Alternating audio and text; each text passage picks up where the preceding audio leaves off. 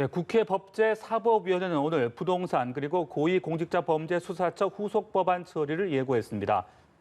하지만 여야 충돌로 잠시 정회하기도 했는데요. 국회 연결해 보겠습니다. 이준음 기자.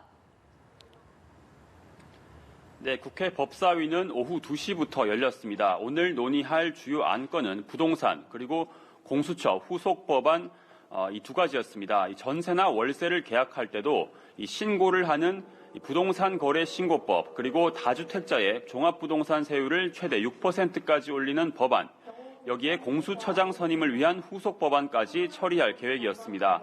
하지만 부동산, 공수처 모두 이견이 큰 사안이라 본격 법안 심사를 하기도 전 너나 할 것 없이 의사진행 발언을 신청했습니다. 시작부터 여야 의원 간 고성이 오간 겁니다.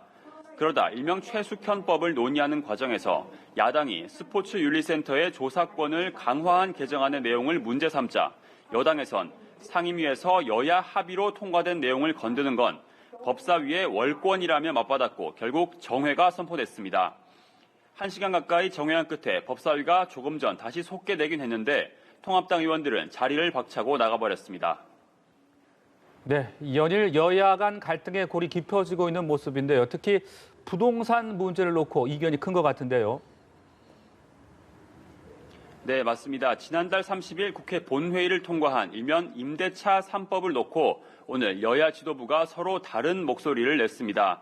민주당 김태년 원내대표는 우리 국민 38%는 임대차 주거에서 생활한다며 법 시행이 서민 주거 안정에 기여할 것이라고 기대했습니다. 또 부동산 과열을 조기에 안정시키지 못한 책임이 있다면서도 부동산 폭등은 전 정부의 부양 정책이 원인 중 하나라고 지적했습니다.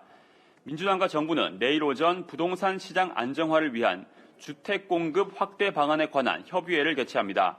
이 당정이 발표할 내용엔 수도권 재건축, 재개발, 용적률 상향 방안 등이 담길 것으로 예상됩니다.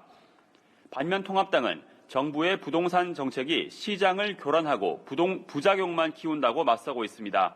김종인 비상대책위원장은 결국 임차인과 임대인의 갈등만 높일 것이라고 평가절하했습니다. 주호영 원내대표는 임대차 3법으로 전세가 월세로 바뀌게 됐다며 민주당 의원들은 월세의 고통을 제대로 알고 있느냐고 목소리를 높였습니다. 한편 여야는 중부지방 폭우로 인명과 재산 피해가 속출한 것과 관련해 관계당국의 신속한 피해 복구와 재난 대응을 촉구했습니다. 지금까지 국회에서 전해드렸습니다.